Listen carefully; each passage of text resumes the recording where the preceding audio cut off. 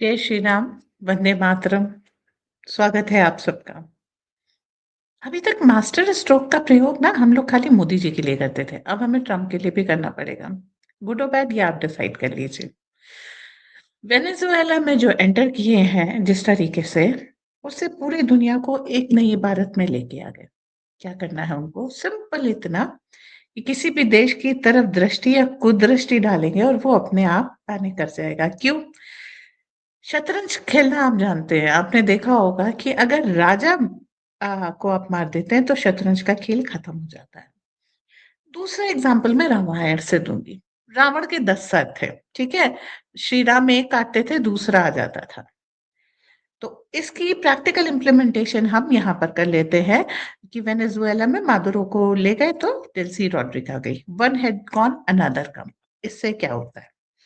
सबसे पहले वेनेजुएला में उन्होंने उठा लिया मादुरो को, और जो दूसरी हेड आई उनको ये बता दिया, माई वे और हाईवे, अगर मेरी तरफ से नहीं काम करोगे तुम्हारा अंजाम बहुत होगा, बुरा होगा।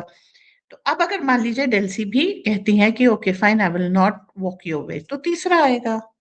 और डाउन द लाइन जाते जाते कोई तो ऐसा आएगा कि जो ट्रम्प की शर्तों पर ट्रम्प के लिए काम करने को तैयार हो जाएगा। ये एक एब्डक्शन से, एक किडनैपिंग से ये चीज सिद्ध हो गई।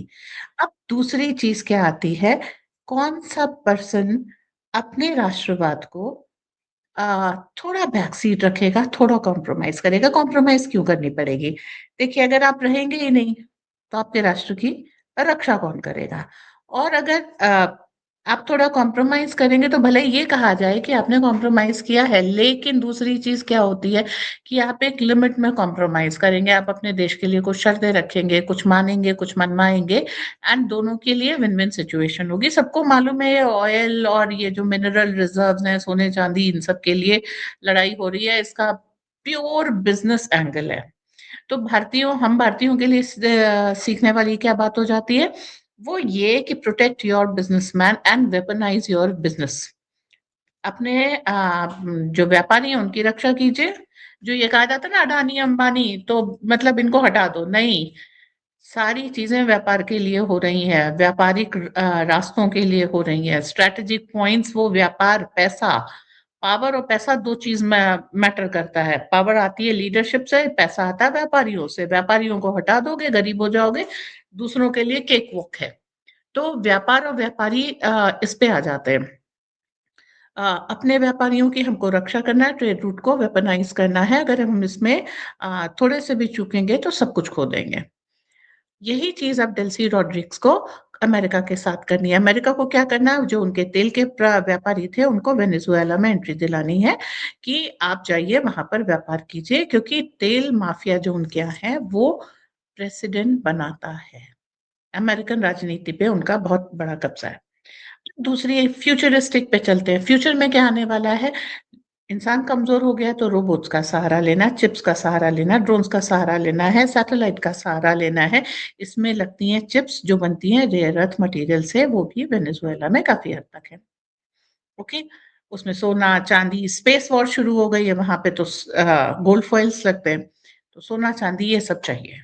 तो ये सब चाहिए तो कहाँ मिलेगा? जहां मिलेगा वहां अंकल सैम डेमोक्रेसी की स्थापना करने पहुंच जाएंगे, जैसे अभी वेनेजुएला में की है। तो आप क्या कर सकते हैं? आपके पास केवल एक रास्ता है कि अमेरिका से आप बेटर डील ले सकते हैं कि अगर वो 10 रुपए किलो सोना खरीद रहे हैं, हाँ, वो इसी तरह के भाव में खरीदते हैं, तो आप उससे जो है ये कह लीजिए 1000 रुपए में खरीद लो, समवेयर इन 500 की रेंज में आप कॉम्प्रो कर लीजिए। That is the best you can do, क्योंकि आप लोगों को जितने भी हेड्स हैं उनको हटाते जाएंगे और उसके बाद फिर वही होगा, 10 रुपए में ही बेचना पड़ेगा। तो एक राष्ट्रवादी नेता वेनेजुएला में रह करके क्या करेगा? वो 500 रुपए किलो सोना बेचेगा 10 रुपए की जगह। बेचना उसको पड़ेगा, कॉम्प्रोमाइज उसको करना पड़ेगा। और इस तरीके के रास्ते बनाने पड़ेंगे कि अमेरिका के लिए वेनेजुएला एक महंगी, इतनी महंगी जैसे यूक्रेन वॉर थी। अब यूक्रेन वॉर से यहाँ पे टेक अवेज क्या है? रशिया ने 4 साल तक लड़ाई लड़ी और उसको इस तरीके से बना दिया कि हम तुम पर अटैक नहीं करें, ये मेरी मानवता है। वैसे उसकी कोई जरूरत नहीं थी, लेकिन तुम्हारे लिए ये लड़ाई हम इतनी महंगी बना देंगे कि तुम सस्टेन नहीं कर पाओगे। और ये आपने देखा, अमेरिका भी ड्रेन आउट हो गया। और यूरोप भी ड्रेन आउट हो गया, वो स्प्लिट कर रहे हैं अब। मेलोनी है, किसी बात पे उर्सुला वॉन डर लेyen के साथ नहीं है। यूरोपियन यूनियन का नॉन एग्जिस्टेंस हो गई है। क्यों? क्योंकि हर देश अब इंडिविजुअल वो हक देख रहा है और कन्वीनियंस देख रहा है। फ्रांस जहां तक होगा नेटो को सपोर्ट करेगा, नहीं बनाएगा, नहीं करेगा। क्यों? फ्रांस की अपनी इकोनॉमी बहुत खराब है। अब वो नेटो के लिए पैसे कहाँ से निकाले? पैसे नहीं निकालेगा, नेटो टूट जाएगा। पैसे निकालेगा, फ्रांस टूट जाएगा। क्या करेंगे? पैसे नहीं निकालेंगे, फ्रांस को बचाएंगे, क्योंकि फ्रांस रहेगा तभी तो फ्रेंच प्रेसिडेंट रहेंगे, राइट? तो नेटो इस तरीके से टूट जाएगा। अब जब वो फ्रांस का हित देखने लगेंगे तो यूरोपियन यूनियन से भी वो कॉम्प्रोमाइज नहीं करेंगे, वहां पर भी जाके डील करेंगे। जब वहां पर जाके डील करेंगे तो यूरोपियन यूनियन का भी जो कब्जा है वो टूट जाएगा। इसी तरीके से यूएन का जो कब्जा है वो भी टूट जाएगा। क्यों? अब चाहो ना चाहो, अगर आपको अपनी सत्ता कायम रखनी है तो आपको वो देश कायम रखना है। वो देश कायम रखना है तो ये जो इंटरनेशनल ऑर्गेनाइजेशंस थे जिसमें टैक्स पेयर का पैसा जाता था, उससे वो बेकार की लड़ाइयां और कैंपेन चलाते थे कि वो ले जा करके बच्चों को टॉफी बांट रहे हैं, कहीं पे बिस्किट बांट रहे हैं, और मोटी सैलरी यूएन के ऑफिशियल्स खा रहे हैं। तो ये सब बंद होगा। तो यूएन के ऑफिशियल्स को जब सैलरी नहीं मिलेगी तो वो यूएन खत्म। ईयू के ऑफिशियल्स को सैलरी नहीं मिलेगी, ईयू खत्म। तो इन दोनों द्वारा लगाई गई लड़ाइयां और इन दोनों द्वारा खोदे गए गड्ढे खत्म। वो देश अपने आप भर लेंगे। इनका कब्जा खत्म तो जैसे अमेरिका जैसे देशों को दूसरे देश पे, वेनेजुएला पे, नाइजर पे, इन सब पे मान लीजिए अगर कब्जा करना है तो उसको डायरेक्टली आना पड़ेगा। वो यूएन के गार्ड में नहीं आ सकता। उसको मतलब वो कहते हैं ना, मुखौटा उतार करके उसको सामने आना पड़ेगा कि हाँ, मुझे तुम्हारे देश के रिसोर्सेस चाहिए, तुम्हारे साथ या तुम्हारे बिना। बोलो अपना देश कितने में बेचते हो? तो अगर अपना देश बचाना है तो बच्चे बच्चे को लड़ना सीखना होगा। क्यों? खाली रिसोर्सेस लेके चले जाएंगे फिर ह्यूमन ट्रैफिकिंग का क्या होगा? उसके लिए ह्यूमन चाहिए, लड़कियां चाहिए, बच्चे चाहिए। ऑर्गन ट्रेडिंग का क्या होगा? उसके लिए एडल्ट्स चाहिए, बुढ़े किसी को नहीं चाहिए, क्योंकि उनके ऑर्गन ऑलरेडी थोड़े वीक हो चुके होते हैं। ठीक? तो क्या दे देंगे? अपने घर में एंट्री अलाउ कर लेंगे अहिंसा के नाम पे? अहिंसा चाची पहले ही परलोक गमन कर चुकी होंगी। अब यहाँ पर आ जाते हैं, आपके घर तक लड़ाई आ रही है, जो आरएसएस हमेशा से कहता था। आपको सेल्फ डिफेंस सीखना होगा, रूट्स सीखने होंगे। कहाँ जा करके जो कैंपिंग होती है वो सीखनी पड़ेगी, कहाँ जा करके आप सर्वाइव कर सकेंगे, कहाँ पे ग्रुप हो सकेंगे। क्यों? क्योंकि उनको सब कुछ चाहिए। और जो अभी तक एक यूएन का मुखौटा था कि हम एक जगह जाके मेडिकल, 5 गाँव के बीच में एक जगह जाके मेडिकल कैंप लगाएंगे। 5 गाँव के लोग वहां जा रहे हैं, कन्वर्ट हो रहे हैं, इलाज करा रहे हैं। और इलाज भी क्यों करा रहे हैं? क्योंकि वहां पे जो पास में तालाब था जिससे इनको पानी आता था, उसमें कुछ केमिकल हम ही ने डाले हैं, जिसके कारण फीवर्स, कैंसर्स और ये सब हो रहे हैं। तो जो चालें थी ना भलाई का, और व्हाइट कॉलर क्राइम मैं इसे कहती हूँ, सफेद पोश, तो वो चीज खत्म हो गई। अब इनका काला चेहरा बाहर आ रहा है, thanks to social media. Yes, जिसपे बैठ करके हम और आप ये संवाद कर रहे हैं। अगला स्टेप क्या लेते हैं? अगला स्टेप हमारा ये होगा कि हमें आत्मरक्षा सीखनी है, अपने व्यापारियों को बड़ा करना है, और स्वयं भी इस एंटरप्रेन्योर स्किल पे, मतलब हमें अपने नौकरी से ज्यादा अपने व्यापार पे ध्यान देना है। ओके?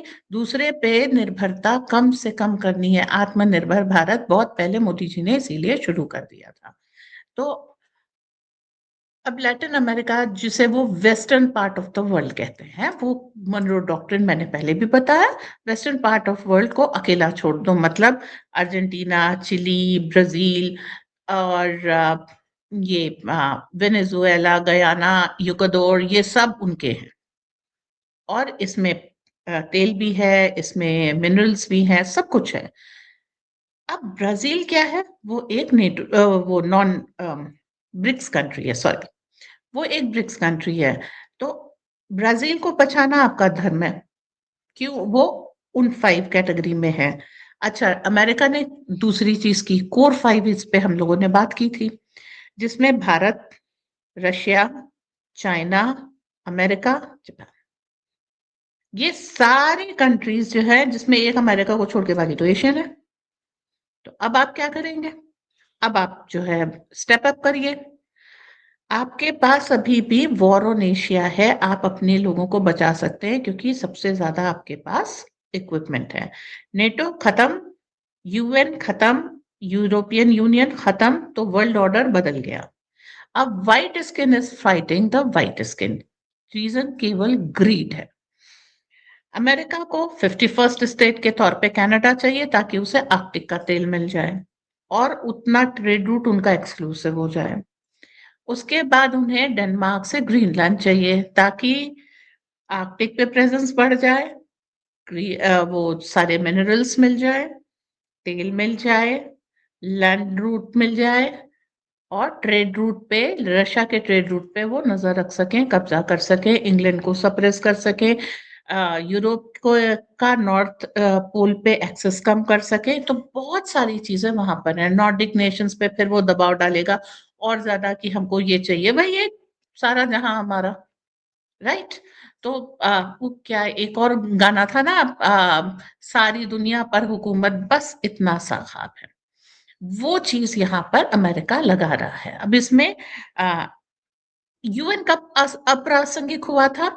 यूएन तब हुआ था जब मोदी जी अमेरिका गए थे 23 में और यूएन नहीं गए। फिर 24 में वो अमेरिका गए पर यूएन नहीं गए।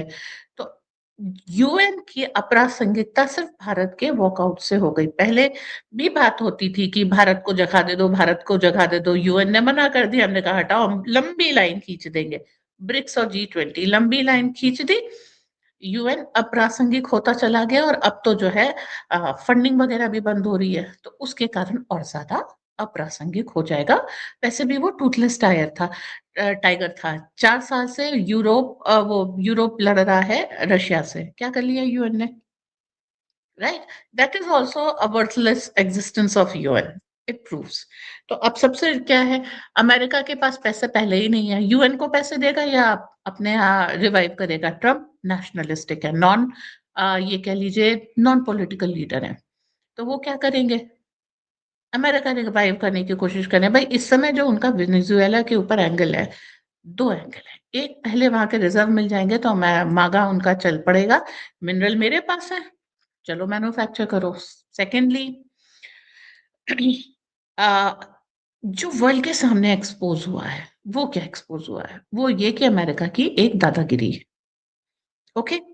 अब अमेरिका की इस दादागिरी से कौन बचाएगा? खुद अमेरिका तो सामान मुझसे लो, प्रोडक्शन मेरा है। दूसरा, उन्होंने जो डीप स्टेट को एक्सपोज कर दिया। अब उन्होंने ये बता दिया कि इस तरीके से हम हॉस्टाइल टेक ओवर कर सकते हैं। यूरोप के जितने देश हैं वो इस समय डर के बैठे हैं। मैंने अमेरिका को, डेनमार्क में क्या चल रहा है, ग्रीनलैंड मांग लिया है। ठीक है, नहीं दूंगा, मादुरो वाला हाल होगा। ट्रम्प के बेटे भी वहां जा चुके हैं, काफी सारी सॉर्टीज वहां पर हो चुकी है। डेनमार्क ग्रीनलैंड के लिए एक लड़ाई चल रही है, राइट। अब अगर डेनमार्क के राजा को वो वैसे ही उठा के ले गए जैसे मादुरो को ले गए, तो इतनी फौज तो है नहीं डेनमार्क के पास कि वो अपने आप को बचा सके। Somewhere down the line Denmark के किंग को इस चीज में कॉम्प्रोमाइज करना पड़ेगा। He will have to part with the Greenland. उसे ग्रीनलैंड देना पड़ेगा और अमेरिका यहां भी जीत जाएगा। तो अब ये क्या है? Cold hostile take over. Deep state expose हो रहा है। जो अभी तक यू नो डेमोक्रेसी के लिए एंडाउनमेंट लेके आता था, ये सब लेके आता था, तो वो एक्सपोज हो रहा है। परिस्थिति क्या आ गई है कि जो कुछ लीडर्स हैं जो अफ्रीका को इन सब चंगुलों से मुक्त कराने की कोशिश कर रहे थे, जिनमें पहला नाम और प्रमुख नाम इब्राहिम तरोर का आता है, जो बुर्किना फासो के लीडर हैं। इन्होंने अपने देश को फ्रांस के चंगुल से मुक्त कराया है। अब ये डर वहां पर भी आ रहा है क्योंकि बुर्किना फासो एक बहादुर देश है, ठीक है, लेकिन ना तो उसका एरिया बहुत ज्यादा है ना पॉपुलेशन। तो उसको मैनेज करना एक डीप स्टेट के लिए आसान काम हो जाता। तो अब उनके ऊपर भी खतरा मंडरा रहा है कि इब्राहिम ट्रेज़ोर अपने देश के लिए बहुत अच्छी चीज़ें कर रहे हैं, सड़कें बनवा रहे हैं और बहुत सुंदर तरीके से उन्होंने अपनी जनता को मोटिवेट किया है कि पहले गड्ढे में सड़कें होती थी, अब जनता अपने घर से एक ईंटा ला करके, डाल करके कम्युनिटी सर्विस के तौर पे उसे एक फ्लैट फॉर्म दे देती है और उसके बाद फिर जब उसकी पेविंग होगी, वो सब हो जाएगा। बट द थिंग इज़ कि उन्होंने एक बिल्कुल टूटे हुए देश को इस लेवल पे लाया है कि एक-एक बच्चा उस देश के निर्माण में अपना योगदान देना चाहता है। उन्होंने अपने यहाँ के होनहार बच्चों को विदेश में पढ़ा करके अपने देश के निर्माण का एक सुंदर तरीका निकाला है और जो कम्युनिस्ट आइडिया का एक बहुत सुंदर स्वरूप है। अब आकर के अब ऐसा नहीं कम्युनिस्ट क्या करते हैं, जो गड़बड़ी वहाँ पर होती है कि वो हर चीज़ पे हक समझते हैं और खा पी के डकार के बैठ जाते हैं। जबकि यहाँ जो हो रहा है वो ये है कि हम आपको पढ़ने का मौका दे रहे हैं, हम आपको कुछ बनने का मौका दे रहे हैं, अब आप आइए देश के निर्माण में अपना योगदान दीजिए। तो पहले हमने आपको बनाया, अब आप देश बनाइए, फिर और को बनाएँगे, वो भी देश बनाएँगे। तो I help you, you help me करके एक-एक स्टेप करके बढ़ते हुए चले जाएँगे। ये पैटर्न कम्युनिज्म का जो भारतीय परंपरा से लिया हुआ है, इसको इब्राहिम ट्रेज़ोर अपने देश में बना रहे हैं। तो अब ऐसे राष्ट्रवादी लोगों के ऊपर भी खतरा है, क्योंकि कुछ संपदाएँ इनके यहाँ भी हैं और जब ये है कि सारी दुनिया पर हुकूमत बस इतना सा ख़्वाब है, तो उसमें बुर्किना फ़ासो कैसे छूट जाएगा? एक देश को छोड़ेंगे अफ्रीका में तो सबको फ्रीडम चाहिए होगी, इसलिए किसी को फ्रीडम मत दो, दूसरा कॉन्सेप्ट है। तो जो डीप स्टेट के ऊपर से मखौटा उतारा है ट्रम्प ने और उसकी लालच को जिस तरीके से पूरे विश्व के सामने बेनकाब किया है, ठीक है, कुछ गाली ट्रम्प को भी मिलेगी। अमेरिका नहीं ट्रम्प कहा जाएगा। इसका एक सुंदर वो है कि डीप स्टेट के जो एजेंट्स हैं अ, वो जिन्होंने कभी यूएसएसआर के विघटन में अपना पार्ट रोल प्ले किया था, वो सब भी बैठ के ट्रम्प को गालियाँ दे रहे हैं और वो ये अमेरिका की